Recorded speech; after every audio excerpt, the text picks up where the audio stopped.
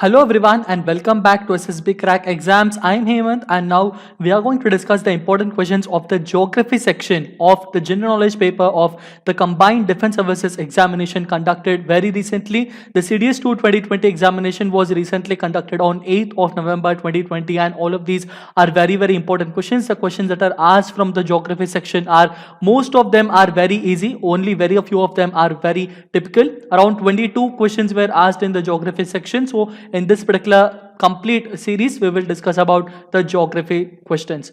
Before beginning, I would like to remind you that SSB Crack Exams is India's largest, most preferred online defense exams preparation portal. We are one-stop solution for you if you are preparing for the various defense examinations like NDA, CDS, AFCAT, INET, Territorial Army, Central Armed Police Forces, and Group X, Group Y, and various other important defense examinations. I highly recommend you to download our Android app from Google Play Store. Start off with your courses, wherein which we have a lot of important study material, lectures, important content, sample practice questions, exercises, and also mock tests will be there for your examination preparation. Always stay tuned with us so that you will get the important defense related and various other important information and the updates that will be very helpful for your preparation. Beginning with the first and foremost question is, which one of the following lakes in India has a large quantity of a substance found in the moon? Is it option A, Lonar Lake of Maharashtra, or Pangong Lake in Ladakh, or Chilka Lake in Odisha, or Loktak Lake in Manipur? The correct answer for this one is option A, the Lonar Lake in Maharashtra. It is located in Maharashtra and it was in the year of 2019 that IIT Bombay people have conducted the researches according to the minerals that are found in the Lonar Lake, and they have said that the minerals that are found near to this particular lake, inside the lake, they are similar to the moon rocks that are brought back during the Apollo program. So this is a very important question. So the correct answer for this one is option A. Going through with the next question is, the largest barrier reef system in the world is found at what coast? Is it East Australian coast, or West Australian coast, or North Australian coast, or South Australian coast? The correct answer for this one is option A, East Australian coast. All of these coastal areas that are known as the East Australian coast. So here we can find out the demarcated boundary areas. For all of that area is known to be called as the Great Barrier Reef. The Great Barrier Reef is the largest barrier reef system in the world, and it is located in the eastern Australian coast. It is around stretching for around 1,429 miles, which is approximately 1,33,000 square miles. And the Great Barrier Reef is the largest coral reef system in the world. This is located off the coast of Queensland in Australia in the Coral Sea. Going through with the next question is, which one of the following countries is not located in the Tropic of Capricorn? So the options that are given are Chile, Brazil, Paraguay, and Uruguay. The correct answer for this one is option D, Uruguay. Okay, so those countries that are located on the Tropic of Capricorn, they include these countries. They include Argentina, Australia, Botswana, Brazil, Chile, Madagascar, Mozambique, Namibia, and Paraguay. So all of these are considered to be 9 most important countries that are located on the Tropic of Capricorn. Remember, if in case you are preparing for the upcoming CDS 1 2021 examination, then it is compulsory for you to remember those countries that are there which are located on the equator, those countries within which the Tropic of Capricorn passes, and those countries within which the Tropic of Cancer passes. Remember the number of countries equator passes, number of countries Tropic of Cancer and Capricorn passes. So these are considered to be very important questions. Going through with the next question is, match list 1 with list 2 and select the correct answer using the code given below. So here there are 2 important lists. The list 1 include the name of the active volcanoes, and the list 2 include about the locations of these active volcanoes. So the list of the names of the active volcanoes that are included in the list 1, they include Mount Merapi, Sakurajima, Mount Vesuvius, and Mauna Loa, and the locations include Hawaii, Italy, Japan, and Indonesia. Mount Merapi is located in Indonesia. Sakurajima, it is an important active volcano. It is located in Japan, and then comes Mount Vesuvius, which is located in Italy, and then Mauna Loa is a mountain peak which is an active volcano. It is located in the islands of the Hawaii. Okay, so the correct answer for this one is option D, A4, B3, C2, and D1. Going through with the next question is, which one of the following Indian places receives minimum rainfall in a year? So which among these places will receive the lowest rainfall? Is it option A, Jodhpur, or option B, Leh, option C, New Delhi, and option D, Bengaluru? The correct answer for this one is option B, Leh. Okay, so there are two places wherein which the rainfall is very minimum in our country. One is Jaisalmer in Rajasthan and another one is Leh. Okay, Leh in Ladakh. So these are the two places where we get the minimum, the least amount of rainfall. It will be less than 50 centimeters, and these are the lowest rainfall receiving areas. Going through with the next important question is, timber vegetation is generally not found in which of the following regions? Is it A, subtropical region, or B, temperate region, or C, alpine region, or D, tundra region? The correct answer for this one is option C, alpine region. Alpine vegetation, as you can see, they are all shrubs wherein which you cannot find any kind of larger trees. Where does alpine vegetation grow? They grow in a very larger heights. Okay. So if you go through a very heighted mountains, even including the Himalayas and all of those areas, on the highest mountain peaks of those Himalayas, you can't find very large trees. All of them are all shrubs, and these sort of vegetations are known as the alpine vegetations. These are those plants that grow in an alpine climate which occurs at high elevation and above the tree line. There are many different plant species and taxon that grow as a plant community in these alpine tundra. So alpine region also come under the different sort of tundra regions, but in among these regions there are the other regions of tundra wherein which the trees can grow, the timber vegetation is able to grow, but in the case of the alpine region, the timber cannot grow. And all of these, which include the perennial grasses, sedges, forbs, cushion plants, mosses and lichens, are those sort of plants that are grown in the alpine vegetation. Timber cannot grow in this particular region.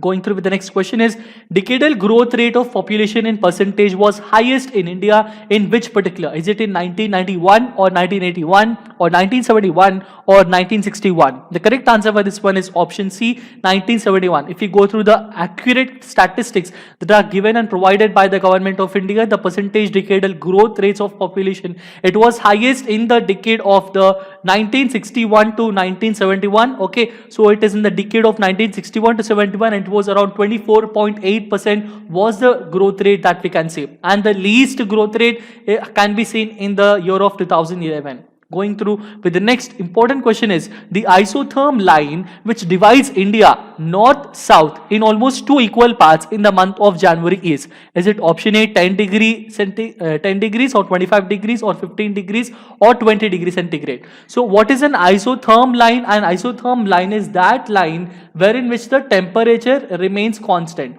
Okay, so what is actually an isotherm line? For example, there is a particular area, this is a particular area for example. So at this particular area, at some particular period of time, at this particular area, if you can find the temperature as for around 25 degrees centigrade for example, then in this area you can find 25 degrees centigrade, this area you can find 25 degrees centigrade, here you can find 25 degrees centigrade at that particular point of time. And if you join all of those lines, all of those areas wherein which the 25 degrees centigrade is common enough, then that line is known as an isotherm line. Understanding? So in every particular area, every particular geographical data, we can find the isotherm lines. And who releases these isotherm lines? These are released by the weather forecasting agencies or by the important agencies that are required and are working regarding this particular one. Isotherm lines are also important for those who are working in the intraspatial and spatial activities and all.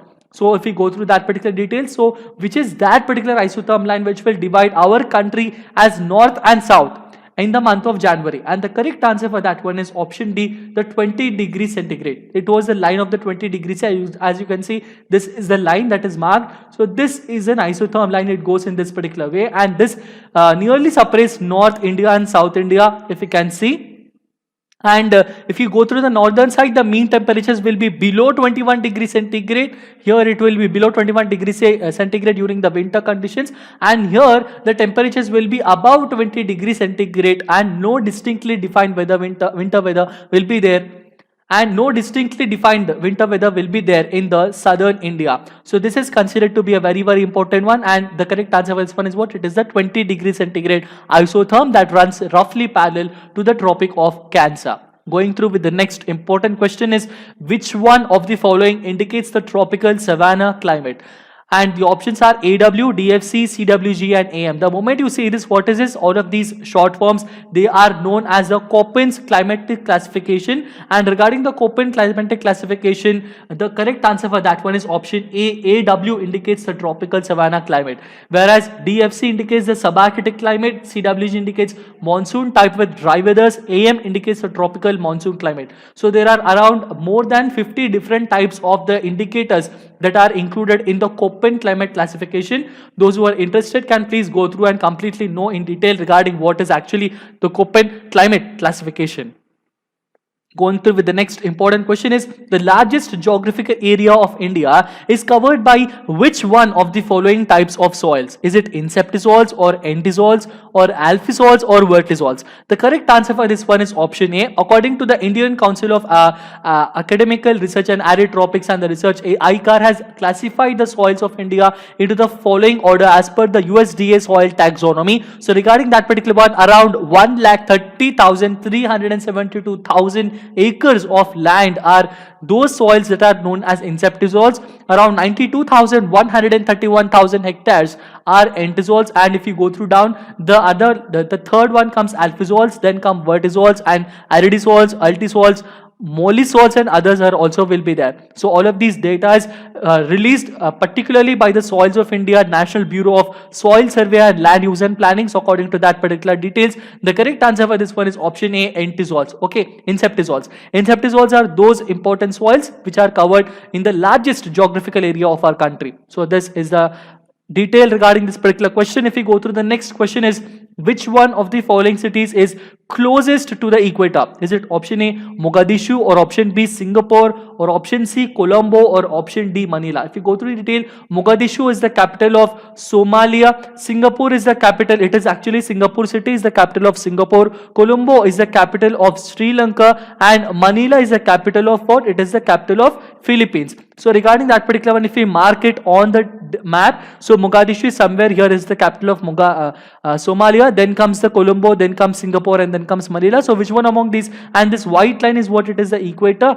So which is actually very nearer to the equator? It is the Singapore. So what is the correct answer? It is option B, which is Singapore. Mogadishu, it is if you go to the details, it is around 2.04 degrees north of the equator. Singapore city is just 1 degree north of equator, and Colombo is around 6.9 degrees north, and Manila is around 14.5 degrees north of the equator. So the nearest city that is closest to the equator, it is the option B, Singapore. Okay, going through with the next question is, which one among the following is not a coral reef island? Okay, is it option A, Great Barrier Reef of Australia? Just now we have studied that the Great Barrier Reef of Australia is the largest reef in the whole world, largest coral reef in the world. So this is absolutely not the answer. Is it option B, Rainbow Reef in Fiji, or the Swaraj Island in India, or the Kyushu Island in Japan? The correct answer for this one is option D, the Kyushu Island in Japan. You can see it in the map. So it is Kyushu Island, which is known as which is not known as a coral reef island. Actually, this has subtropical climate, and it is known for its volcanoes, beaches, and natural hot springs. Okay, so if it has hot springs and volcanoes, there is no question of it possessing the coral reef. So the correct answer for this one is what? It is the option D, Kyushu Island. Going through with the next question is, which one of the following statements with regard to ozone is not correct? Option A says ozone is found mostly at 15 to 55 kilometers in the atmosphere. Option B says ozone is produced by gaseous chemical reactions.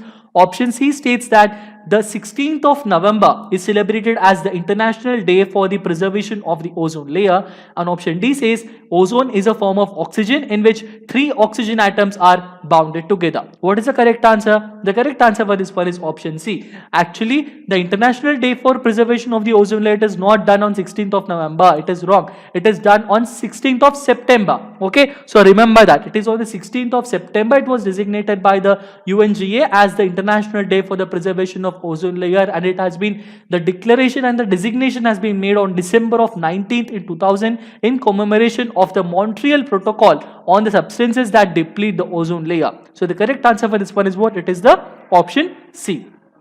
and the rest of the other three statements are absolutely correct. Going through with the next question is, Sea of Azov is connected to what sea? Is it connected to Black Sea or Baltic Sea or Mediterranean Sea or North Sea?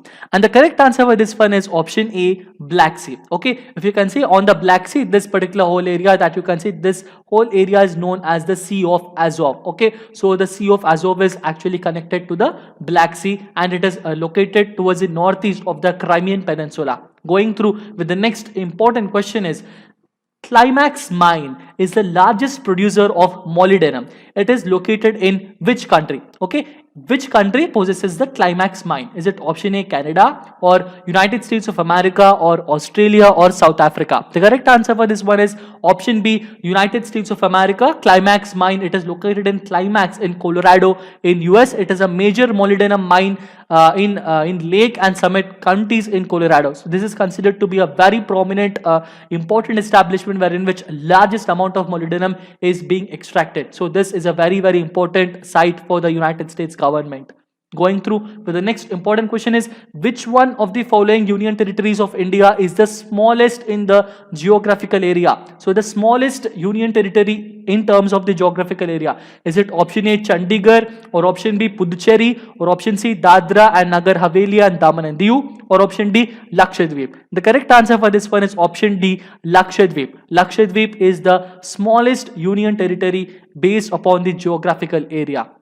Going through with the next question is, Buenos Aires and Montevideo are situated across the banks of what? Are they situated across the banks of River Plate or Orinoco River or Purus River or Madeira River? The correct answer for this one is option A, River Plate. Actually, to be more precise, this comes under the, if you can see, this comes under between the Brazil and the South American regions. So regarding that, Buenos Aires is located somewhere here and Montevideo is located somewhere here, and this particular area, this is a river and it is in between, located in all of these areas. So this area, this complete area, it is known as the Rio de la Plata, which if you can convert it into English, it is known as the River Plate. Okay, so to be more precise, it is called as a Rio de la Plata, but it is in English, it is called as a River Plate. So the correct answer for this one is option A. Orinoco River, Purus River and Madeira River are somewhere else in the South Africa. They are not located here in between these two important areas.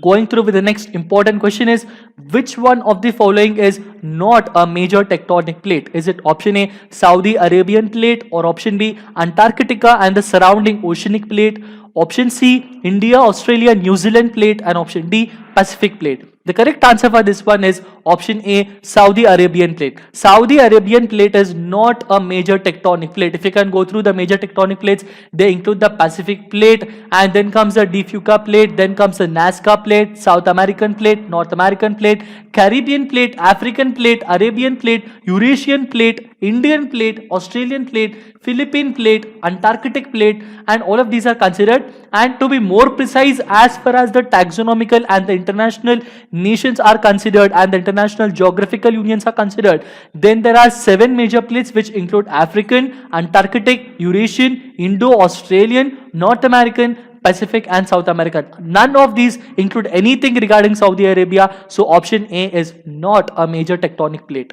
Going through with the next question is, which of the following is considered as the deepest point of the oceans? Is it option A, Tonga Trench, or option B, Mariana Trench, or option C, Philippine Trench, or option D, Kermadec Trench? And the correct answer for this one is option B, Mariana Trench. It is in the Mariana Trench. If you can see, this is located in above the Indonesia, and this is considered to be very, very important. It is in the southwest of the United States territorial island of Guam, and the deepest part of the ocean is known as the Challenger Deep, and it is located beneath the Western Pacific Ocean in the southern end of the Mariana Trench, which runs several hundred kilometers southwest of the United States territorial island of Guam.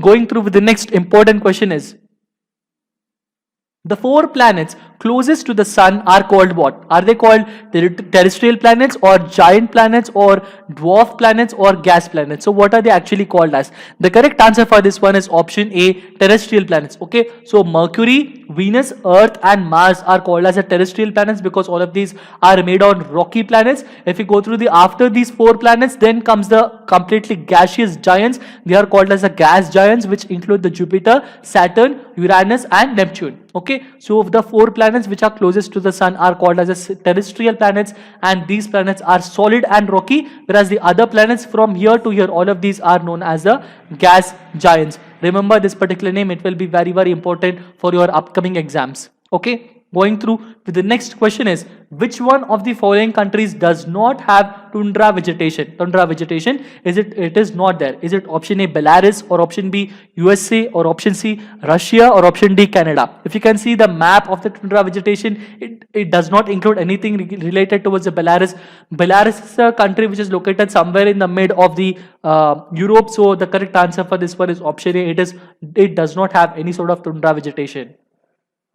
Going through with the next important question is, which one of the following is not a fluvial landform? The meaning of fluvial landform is something which is made by fluid. To be more precise, it is made by the river. Okay, so it is that type of landform which is made by a river.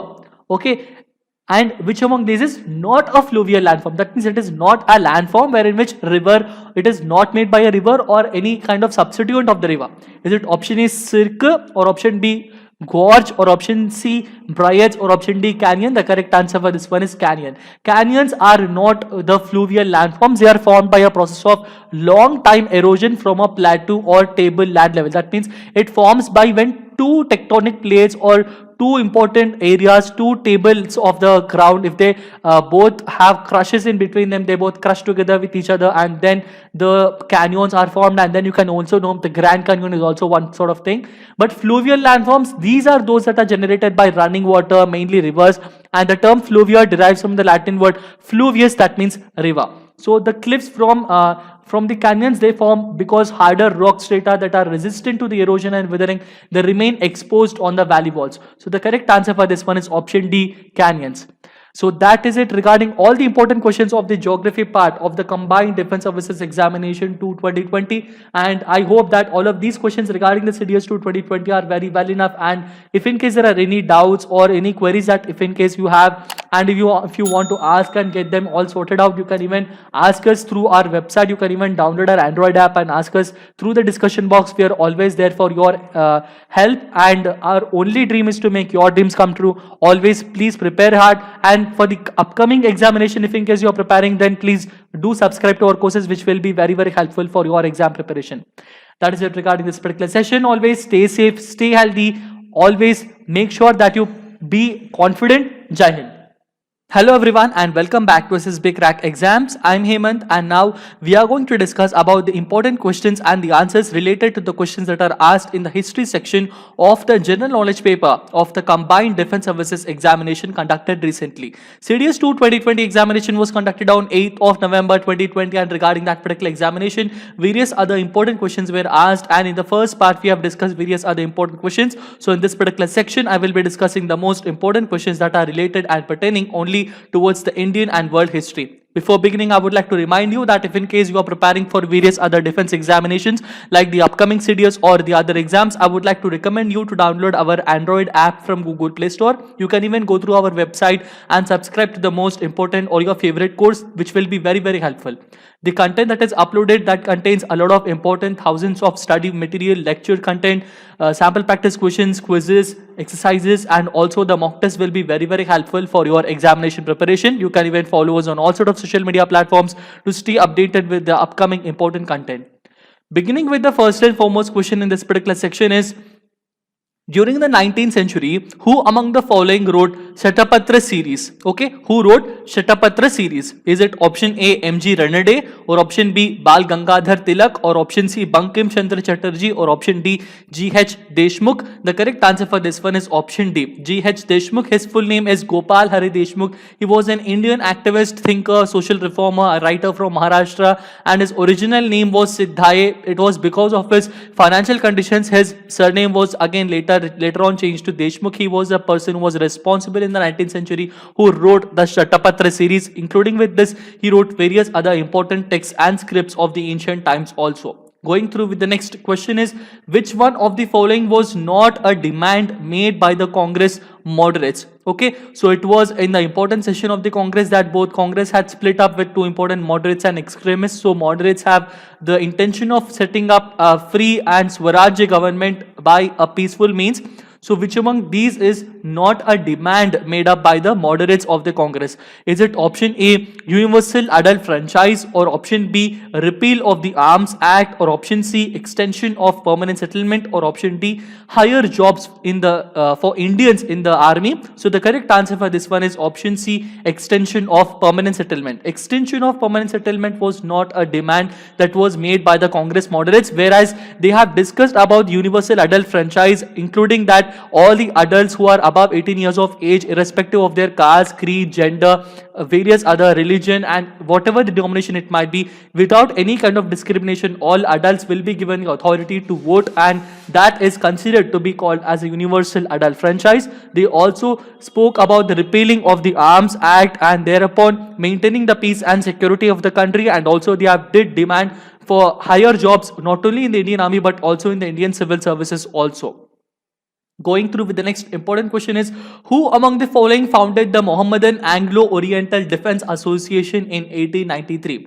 The Mohammedan Anglo-Oriental Defense Association. Is it option A, Auckland Colvin, or option B, Badruddin Kyabji, or option C, Theodore Beck, or option D, Sir Syed Ahmed Khan? The correct answer for this one is option D, Sir Syed Ahmed Khan. To be more precise, both option C and D is a kind of sort of confusing one because both of them have set up the Mohammedan Anglo-Oriental Defense Association, but the major part might go towards Sir Syed Ahmed Khan, and he had founded this one in the year of 1893 with the assistance of Theodore Beck. Okay, the main purpose of this was to unite Muslims and in case of making the Muslim and the Muslim ideologies progress forward. Going through with the next important question is, after the First World War, the Triveni Sangh was formed by whom? Okay, is it option A, the Jats and the Gujars, or option B, the Rajputs and Yadavs, or option C, the Jats and Yadavs, or option D, the Ahirs and Kurmis? The correct answer for this one is option B, the Rajputs and the Yadavs.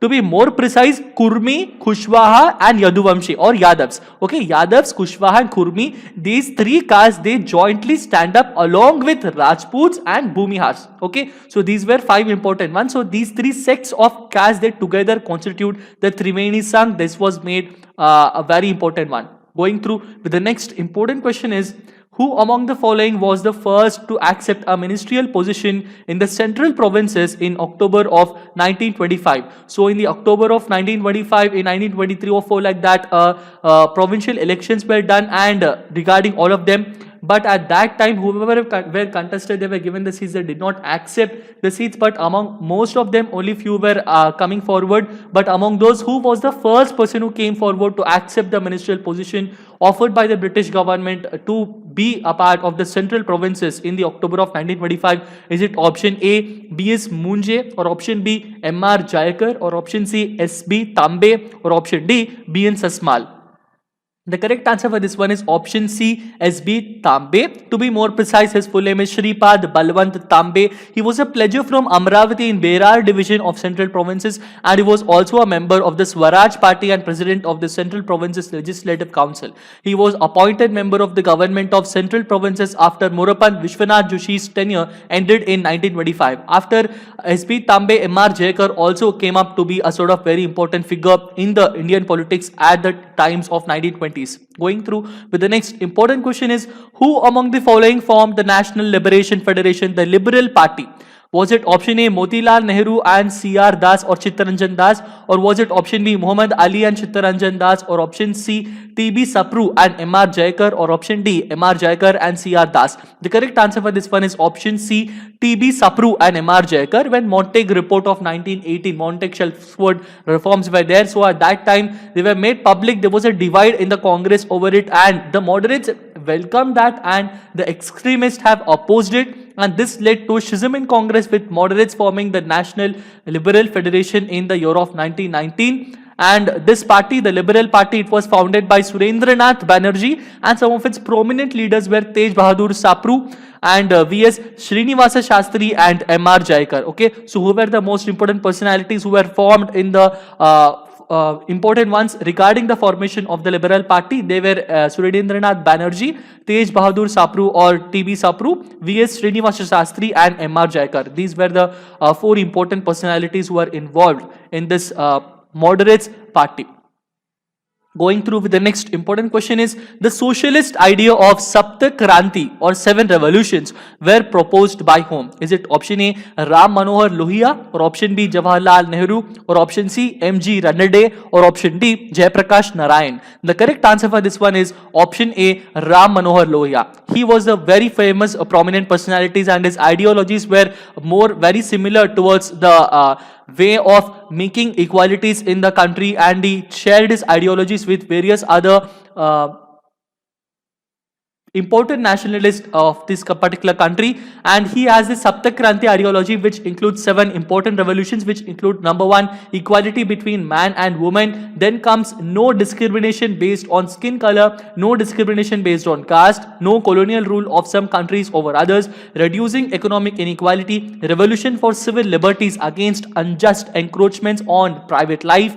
And option 7 is about revolution for non-violence, for renunciation of weapons in favor of Satyagraha. These 7 were considered to be important ideologies, the 7 ideologies proposed by Ram Manohar Lohia, famously known as the Sapta Kranti ideology.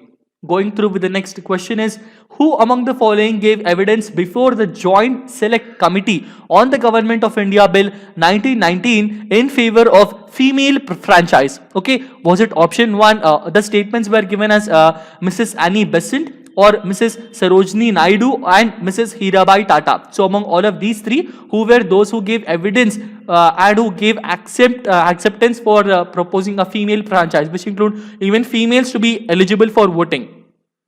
So who among all of those 3 were involved in the important activity? And they were all the 3. Okay, all 1, 2 and 3 include Miss Annie Besant, Mrs. Sarojini Naidu and Mrs. Hirabai Tata. All of these 3 personalities were involved who gave the evidence before the Joint Select Committee on the Government of India Bill 1919 in favor of female franchise. Going through with the next question is, in which one of the following places was the Ahmadiyya movement started by Mirza Ghulam Ahmed? Okay, so at what place did Mirza Ghulam Ahmed had started this particular movement? Is it option A, Patna, or Aligarh, or Bhopal, or Gurdaspur? The correct answer for this one is option D, Gurdaspur. Going through with the next question is, with whom did Subhash Chandra Bose form an alliance to destroy the Holwell Monument in Calcutta during 1939 to 40? Okay, so with which particular party did Subhash Chandra Bose had formed an alliance to destroy this Holwell Monument? And this particular whole historical situation is known to be a black hole tragedy in our country. So with which particular party did he take hands? Is it option A, the Communist Party of India, or option B, the Muslim League, or option C, the Hindu Mahasabha, or option D, the Unionist Party? The correct answer for this one is option B, the Muslim League. He was with the Muslim League while he was in an alliance with that particular party when he was destroying the Holwell Monument during 1939 to 40. Going through with the next question is, who among the following created the first All India Trade Union Congress in 1920? So, who was the first to create the AITUC in the year of 1920? Is it option A, BP Wadia, or option B, S.A. Dange, or option C, N.M. Joshi, or option D, B.T. Ranadeve? The correct answer for this one is option C, N.M. Joshi. Okay, so he was the first person. It was the complete All India Trade Union Congress, AITUC. It was founded on 31st of October 1920 in Bombay. By whom? It was founded by Lala Lajpat Rai, Joseph Baptista, N.M. Joshi, Diwan Chaman Lal and various few others, with Lala Lajpat Rai as its first president. Okay. Going through with the next question is, which one among the following was India's first trade union in the proper sense of the term? Okay, the first registered trade union was what of it? Okay, so the options are given as Bombay Labour Union, Ahmedabad Labour Union, Madras Labour Union and Ahmedabad Labour Union. The correct answer for this one is option C, Madras Labour Union. This is the first clearly registered trade union and it was founded by B.P. Wadia in 1918, while the first trade union federation to be set up was All India Trade Union Congress in the year of 1920.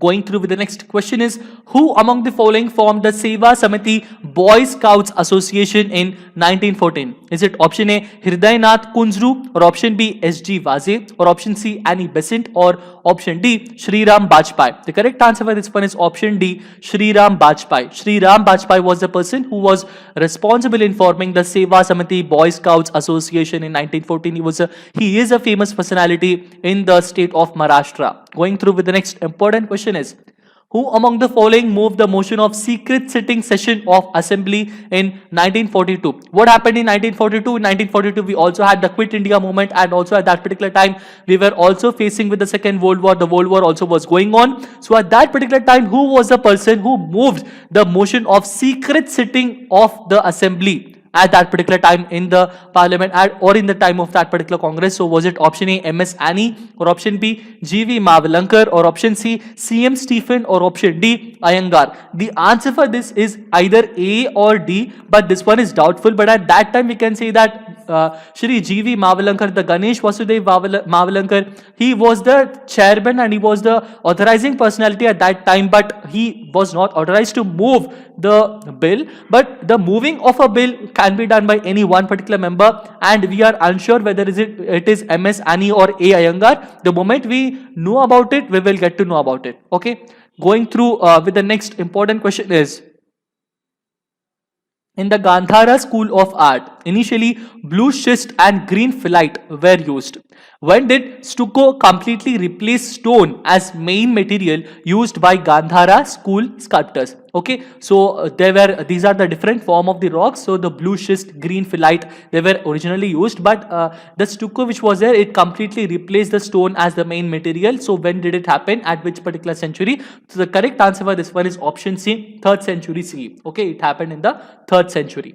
Going through with the next question is, which one of the following statements about Gupta coins is not correct? Okay, all of these statements are regarding the coins that were issued and that are in use during the Gupta period. So which among these statements is absolutely not correct regarding those Gupta coins? Option A says that Gupta coins issued large number of gold coins known as dinar, which is absolutely correct statement.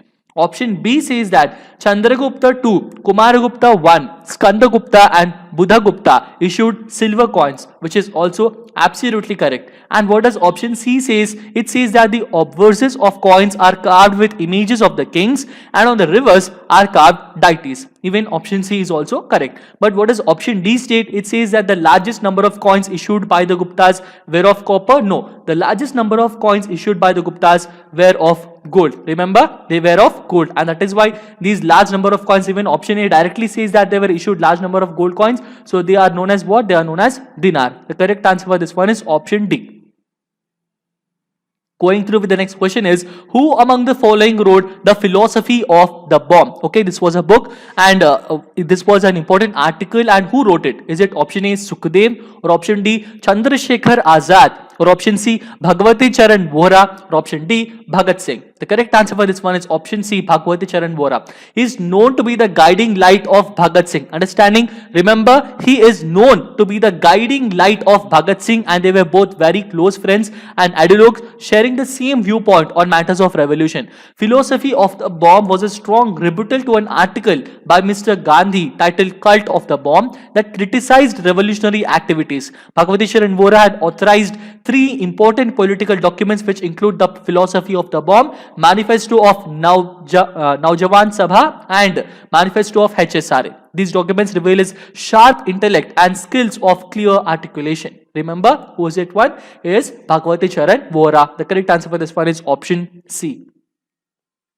Going through the next question is, at which one of the following sessions of the Indian National Congress was the resolution on fundamental rights and economic policy passed?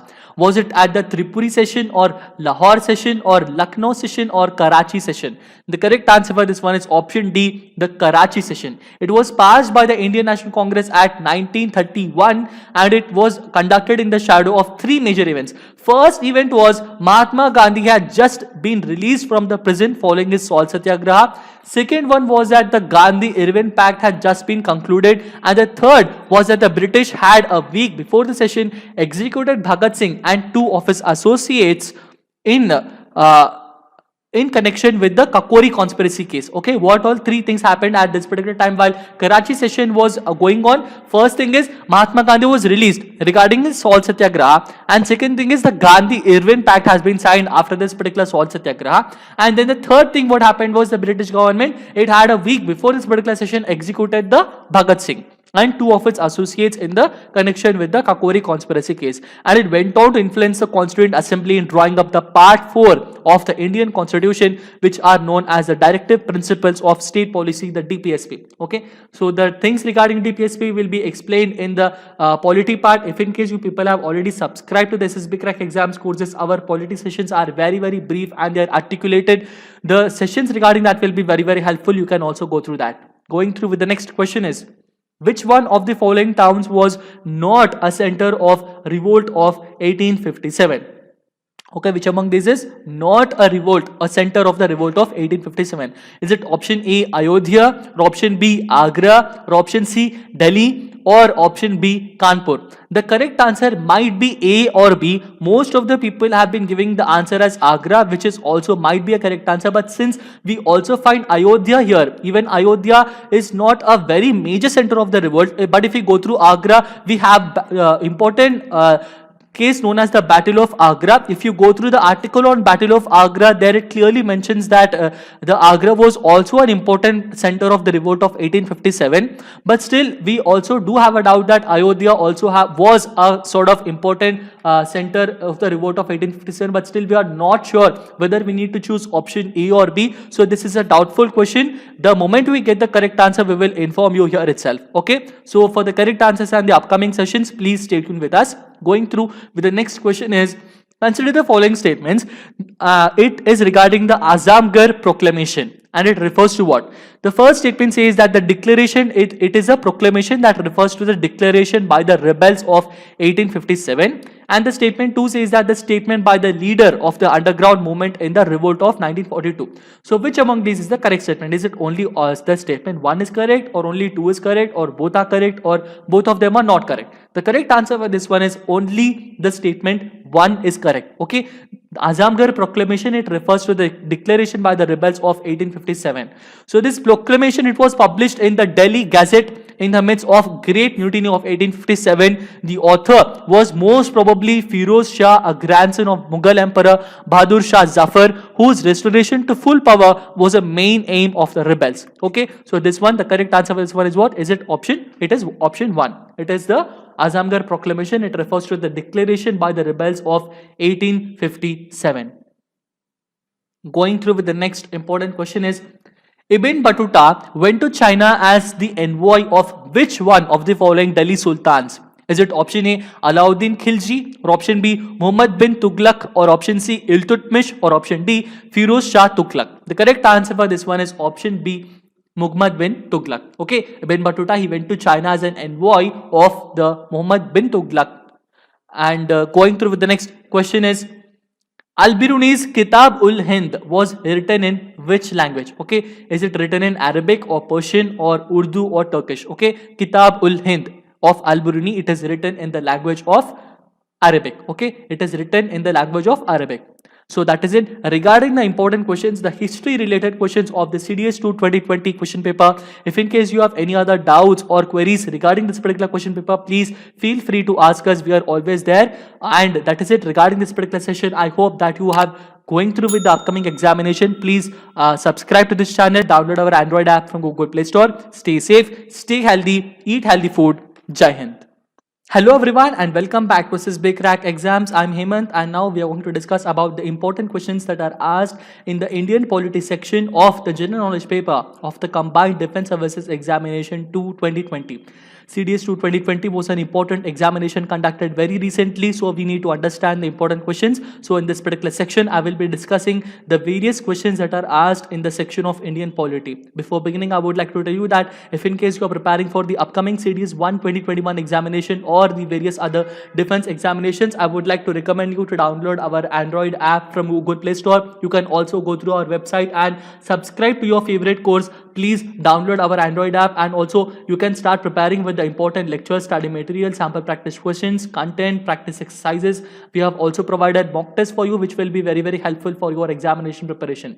So that is it regarding the most important one. So now let us begin with the first and foremost question, and that is regarding that the National Disaster Management Authority, it functions under the Ministry of what? NDMA, does it function under the Ministry of Environment, Forest and Climate Change, or Home Affairs, or Commerce and Industry, or Finance? So the National Disaster Management Authority, it functions under the Ministry of Home Affairs. Okay, so it is headed by the Prime Minister of India, and it is the apex body for disaster management in India. It works under the Ministry of Home Affairs in our country. Going through with the next question is, which one among the following is not a character of a secular state? Option A, that it refuses theocracy. Option B, it separates religion from the state. Option C, a state in order to be secular must be democratic. And option D, it must prevent religious conflict and promote religious harmony. So the features of a secular state, that it refuses theocracy. Theocracy meaning that the priests or various other religious personalities who are at the high positions, they ruling over the country. That is not possible in case of a secular state. That means option A is absolutely correct. And what does option B state? It says that it separates religion from the state, which is also absolutely correct. And option C says that a state in order to be secular must be democratic. Not necessary that a state should be democratic if it has to be secular. It can also be non-democratic also. But option D also says that it must prevent religious conflict, which is also absolutely correct. So the only statement which is not correct here is what? It is the correct answer is option C. To be secular, it is not compulsory to be democratic, but being democratic is also not compulsory that the country must be secular. Okay, so the correct answer here regarding that a secular state which is not correct is option C. Going through with the next question is, a special address by the governor refers to the address delivered by the governor when? Okay, so the address given by governor, which particular address given by the governor is known as the special address? Is it option A, when the president's rule is called for, or option B, when a national emergency necessitates dissolution of legislative assembly, or option C, at the commencement of the first session after general election and at the first session of each year, or option D, whenever he or she has concluded that such is necessary? The correct answer for this one is answer C. Okay, so according to Article 176, which is related towards the special address by the governor, it mentions that at the commencement of the first session after each general election to the legislative assembly and at the commencement of the first session of each year, governor shall address the legislative assembly, or in the case of a state having a legislative council, both houses assembled and inform the legislature of the causes of its summons.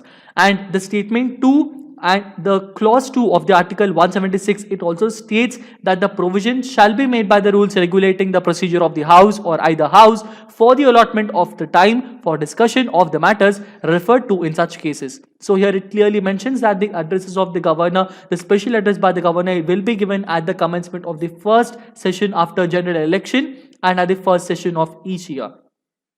Going through with the next question is, which one of the following statements in relation to panchayats is not correct? Option A says that the legislature of a state may, by law, make provisions with respect to the composition of panchayats, which is absolutely correct. Article 40 of our constitution says it. Okay, the legislature of a state may, by law, make provisions with respect to the composition of panchayats. What does option B says that? It says that panchayat area means the territorial area of a panchayat, which is also absolutely correct. Option C says that the Gram Sabha includes all persons in the electoral rolls of village within a panchayat, which is also absolutely correct. But what does option D says? It says that reservation of seats for SCs and STs has nothing. It has nothing to do with their proportion of their population, which is absolutely wrong. So according to the important article, if you go through the part 9 of the Constitution of India, if we go through that, it clearly mentions that provided that the number of offices of the chairpersons reserved for the scheduled castes and the scheduled tribes in the panchayats at each level in any state shall bear as nearly as may be the same proportion to the total number of such offices in the panchayats at each level as the population of the scheduled castes in the state or of the scheduled tribes in the state bears to the total population of the state. That means if in case the SCs and STs, if the SC population in some particular state is around 10% and if the ST population in the state is around 15%, then all the panchayats, when they are taken into consideration, then all the chairmen of the panchayats, that means all the sarpanch, if you take into consideration, even among them 10% must be SCs and 15% must be STs. So that is what is telling, that the proportion of the population, it is based on the proportion of the population. The more the SCs, the more the chairmen will come. The less the SCs, the less the chairman will come. The same goes with the STs. Okay, so it will be the same. The same is given in this particular statement. It is stated that the SCs and STs in the panchayats at each level, mention at each level in any state, shall bear as nearly as may be the same proportion to the total number of such offices in the panchayats at each level as the population of the scheduled castes or scheduled tribes as the state bears. Okay, and it also mentions that the 1/3 of the total number of offices of the panchayats, of the chairmen of the panchayats, are reserved for women, and it is also provided that the number of offices reserved under this clause shall be allotted by rotation to different panchayats at each level. Okay, so all of this is given under the clause 4 of the important part 9 of the constitution of our country. The correct answer for this one is what? It is option D. Option D is absolutely not correct. Part 9 of the constitution is dedicated towards panchayats and its working.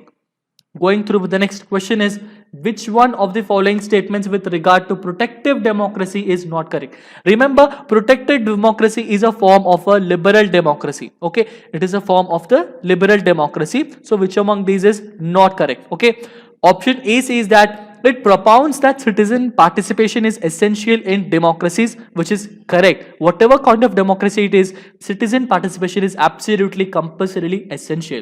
And what does option B says? It says that citizens must be able to protect themselves from governmental encroachments. Option B also says in that particular way. And what does option C says? It says that it is compatible with laissez-faire capitalism. The meaning of laissez-faire capitalism is the actual meaning, this is a French term, and it clearly means that let it be.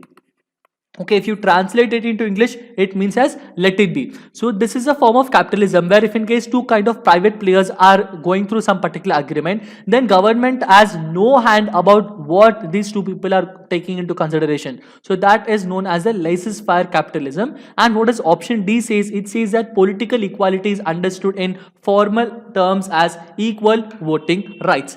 So which among these is that particular statement which is absolutely not correct? So if we go through all of these statements, we are not sure which among these is absolutely not correct. So since we are not sure which among these is absolutely not correct, and it might be the case, see, one case it might be that political equality is understood in formal terms as equal voting rights. This might be a case where in case of the protective or liberal democracy, where the equal voting rights is not considered to be a form of political equality, because here when we go through the laissez-faire capitalism, it might be a sort of case where the capitalists, the rich capitalists might become the politicians. So here the option D might be correct. Even we can also go through that option B also might be correct, because citizens must be able to protect themselves from governmental encroachments. This might be a case.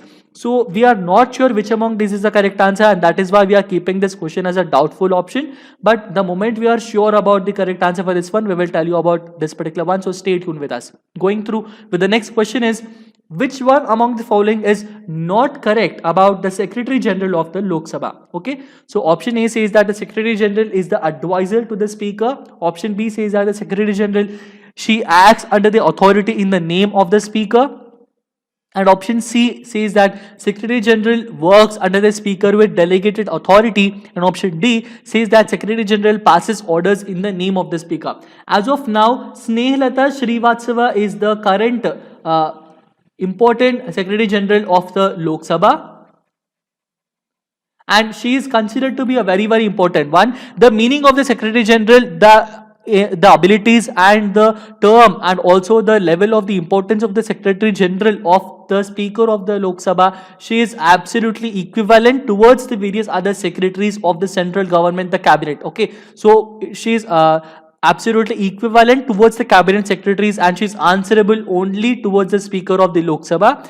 And she might be an advisor to the Speaker. We might think this might be a wrong option, but still we can't say, because in one terminology she acts as an advisor to the Speaker, but in some other terminologies she will not be termed as an advisor. She will always be as an assistant towards the Speaker of the Lok Sabha. In that case, we might say that she's an advisor, but still this is still debatable. And going through the option B, it says that the Secretary General acts under the authority in the name of the Speaker, which is also absolutely correct. And what does option C says? It says that the Secretary General works under the Speaker with delegated authority, which might also be a sort of thing, because she might not act as an authority and she might not take the place of the Speaker, but still this is also a debatable one. And what does option D says? It says that she passes orders in the name of the Speaker, which is also absolutely correct. So among these, which among these might be not the correct statement? This is still a doubtful one, but once we get the key from the UPSC, we will be updating this important one here.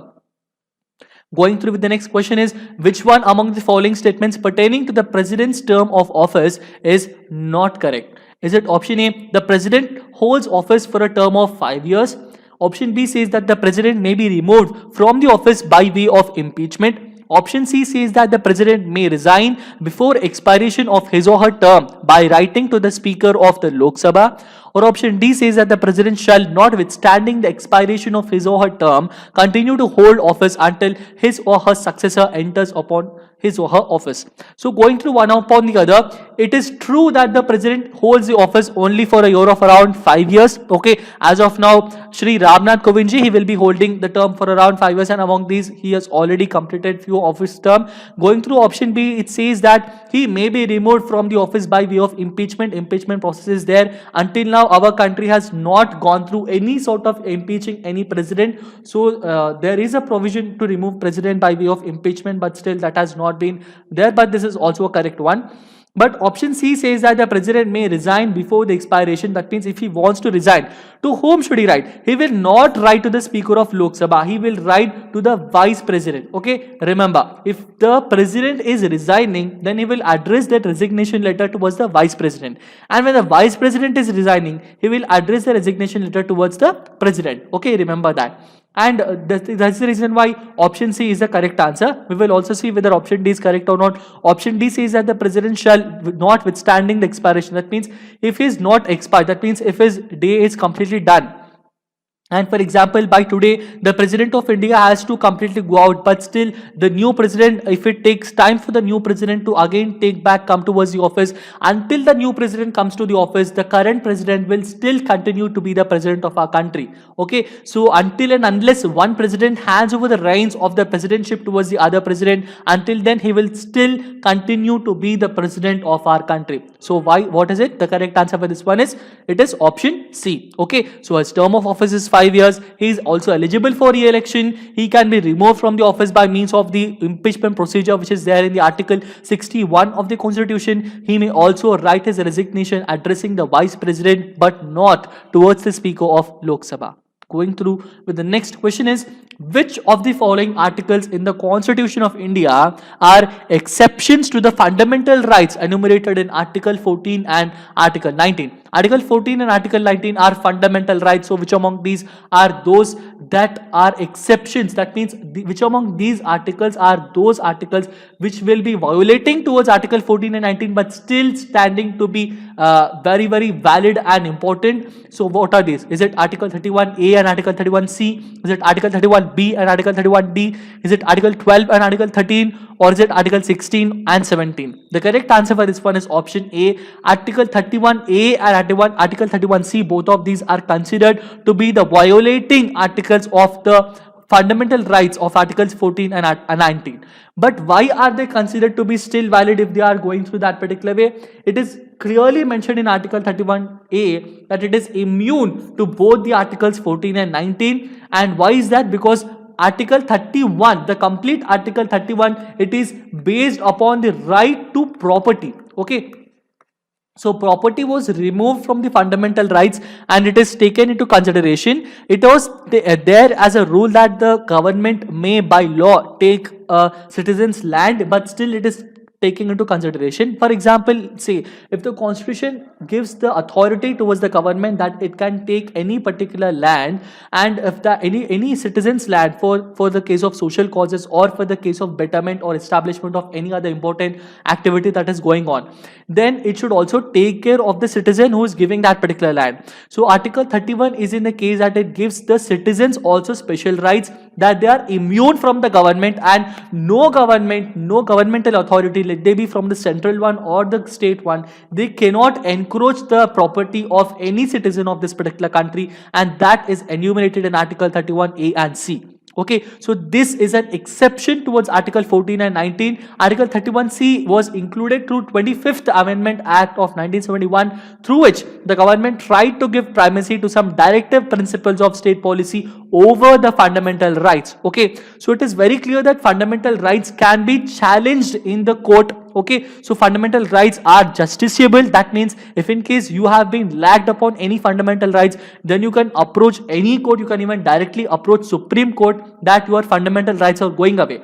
But directive principles of state policy are non-justiciable. That means you cannot say, like for example, respecting national flag and national anthem is one among those that comes under the directive principles of state policy. If you do not abide by it, then you are not taken and thrown into jail, because that is non-justiciable. It is advised by the government that the states should follow, and it is advised that main purpose of the DPSP is that they will give the some principles towards the state in maintaining the nationalism and also maintaining the state government properly. So both Article 31A and 31C, which are a part of the right to property, they give the citizens themselves special rights. Okay, so Article 14 and 19, both of them, they speak about the rights of the nation and the rights of the state in taking up the lands. But it is, if in case you are using Article 31, then you are immune to both of these articles. Okay, so remember, these are the two articles. Article 31A and C are immune to all of these. Even Article 31B, which is there, Article 31B and Article 31D, these both are immune to Article 39 also. So all of those exceptions will be discussed in the coming up polity sections. If you go through the complete polity sections that are given up by the SSB crack exams, there you will learn a very important lessons through that particular sections. Now going through with the next question is, which one of the following is not the necessary condition for the issue of a writ of quo warranto? Okay, is it option A, the office must be a public office? Option B, the office must be created by the statute or by the constitution itself? Or option C, the office must not be a substantive one? Or option D, there has been a contravention of the constitution or a statute in appropriating such person to that office? The correct answer for this one is option C. It is compulsory that the office must be substantive. Okay, so the conditions for the quo warranto or the office must be a public one, and it must be created by the constitution. Okay, and it must be a substantive one, and there must be a contravention in constitution in appointing the person for that office. So option C is the correct answer here.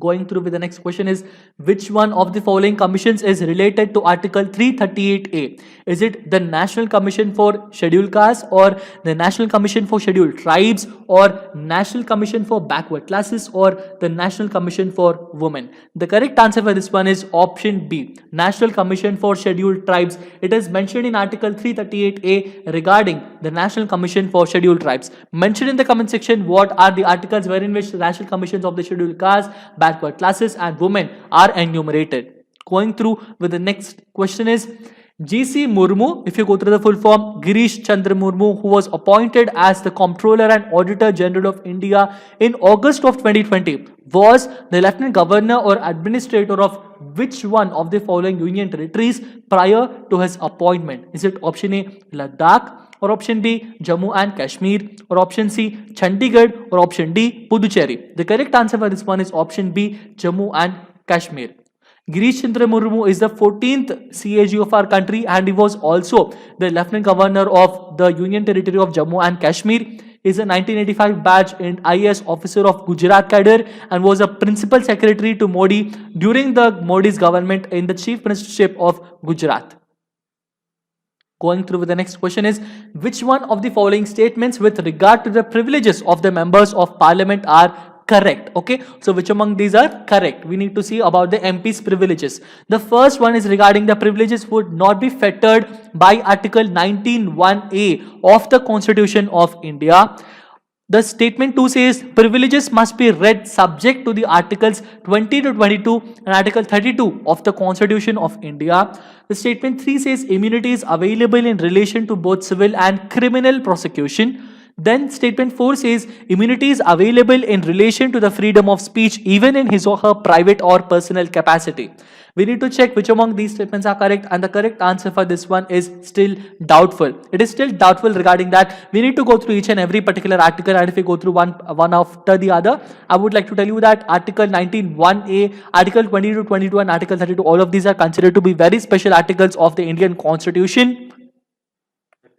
The first article, about the Article 19(1) of A, it states that all citizens shall have the right to freedom of speech and expression, and this right is available only to a citizen of India and not towards the foreign nationals. Remember, it is available only towards the citizen of India and not towards any other foreign nationals. If you go through the Article 20 of the Indian Constitution, it is regarding that no person shall be convicted of any offence except for violation of a law in force at the time of the commission of the act charged as an offence, nor be subjected to a penalty greater than that which might have been inflicted under the law in force at the time of the commission of the offence. That means, what does Article 20 states? Article 20 is regarding the important objection to the conviction of offences. Then coming towards Article 21 of the Constitution, that is regarding that no person shall be deprived of his life. Okay, so 21 is right to life. It is regarding the right to life. And what does Article 22 says? Article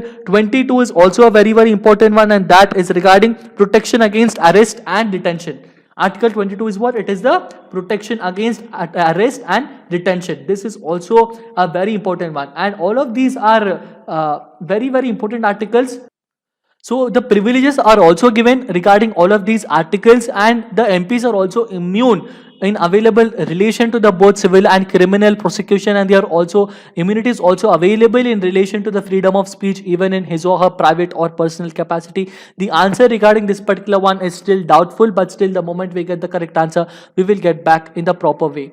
Going through with the next question is, which one of the following statements with regard to the appointment of the members of parliamentary committees is correct? This is not regarding the members of parliament, this is regarding the members of the parliamentary committees. How are they appointed? Okay, so the option A says that the members are only appointed, that means they are selected very selectively, or option B, the members are elected, that means by means of the votes, or option C, the members are only nominated, that means nominated by the speaker or the chairman of the Lok Sabha or the Rajya Sabha respectively, or option D says that the members are appointed or elected on a motion made and adopted or nominated by the speaker of the Lok Sabha or the chairman of the Rajya Sabha. It is very clear. It might be a combination of A, B or C, or it can be any one of the A, B or C. That is what option D is correct. So the correct answer for this one is option D. Okay, so the parliamentary committees, they might be appointed, they might be nominated, they might be elected, or they might be chosen based upon the speaker, or whatever case it might be, it will be done by taking into consideration all the important tasks and activities.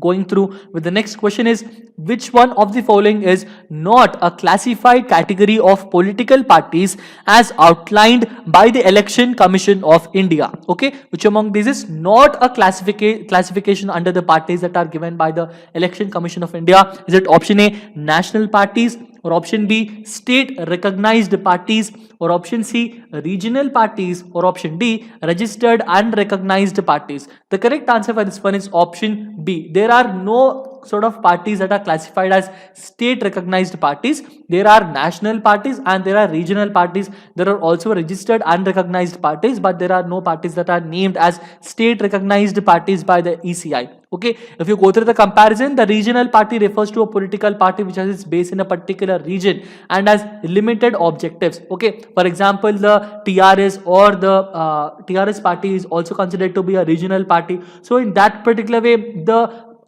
various parties have their own way. The AIMIM, if you take into consideration, that will be coming under a national party. But there are other parties that is they only mentioned they're only located in only one particular state or only located at one particular region. Those parties have the influence only in those regions, and they are utilized for the upliftment or for the betterment only for that particular region. So those parties are called as what? They are known as the regional parties. So if you go through the national parties, they imply a political party that extends all over the entire nation in terms of the area of influence. The symbol of a regional party can be changed and repeated in other state, but for a case of the national party, it has a permanent symbol that cannot be repeated. Influences will be there for the regional party in its only particular region, but for the national party, it will be influenced all over the entire country. The strength is that it should be strong enough to be at least in one or two states if in case it's a regional party, and if in case it's a national party, it has to be strong enough in at least 4 states. The aim of a regional party is to promote regional interest, and the aim of a national party is to resolve national and international issues. That is it regarding this particular question and the different classification of the parties that are outlined by the Election Commission of India. Going through with the next question is, which of the following terms were added to the preamble of the Constitution of India by the Constitutional Amendment of 1976, the 72nd Constitutional Amendment? So which among these words were included in the preamble of our constitution? So the statements, the words that are given are socialist, secular, integrity and fraternity. So the correct answer for this one is option B. Both 1, 2 and 3 are included as the new terms. Okay, what are these? They include socialist, secular and integrity. These were given, and this is the former one, but the new constitution includes all the 3 words. Going through with the next question is, who among the following was the advisor to the Constituent Assembly? Option A, B.N. Rao. Option B, B.R. Ambedkar. Option C, Pattabhi Sitaramaiah. And option D, Alladi Krishnaswamy. The correct answer for this one is option A, B.N. Rao. Sir Benegal Narsingh Rao is considered to be the constitutional advisor to the Constituent Assembly of our country, and is a very famous Indian civil servant. He is a jurist, diplomat, statesman known for his key role in drafting the constitution of our country. He is also India's representative to the United Nations Security Council from 1950 to 1952. Going through with the next question is, in the Indian judicial system, writs are issued by whom? Are they issued only by the Supreme Court, or are they issued only by the High Courts, or are they issued only by both Supreme Court and the High Courts, or are they issued by all sort of courts, all Supreme Court, High Courts and lower courts? So who has the power to issue writs? So the correct answer for this one is option C. Only Supreme Court and High Court can issue the writs. Okay, we have 5 different types of writs. They include habeas corpus, mandamus, prohibition, certiorari and quo warranto. All of these have their own particular meanings, and the writs are also issued to the various authorities. If in case you are interested to learn and go through this particular detail and the whole table, you can pause this section here and completely note down. Going through the next question is, the Citizenship Amendment Act falls under which one of the following parts of the Constitution of India? So the Citizenship Act, which particular part is it included? Is it part 1 or part 2 or part 4 or part 6? The correct answer for this one is option B, part 2. The part 1 of the constitution states about the territorial and the judicial extension of our country, but the part 2, it completely mentions about the citizenship, how to be a citizen and what are the duties to be a citizen of this particular country. All of that is considered, it will be kept under the part 2 of the Indian Constitution. So the Citizenship Amendment Act 2019, it falls under the part 2 of the Constitution of India.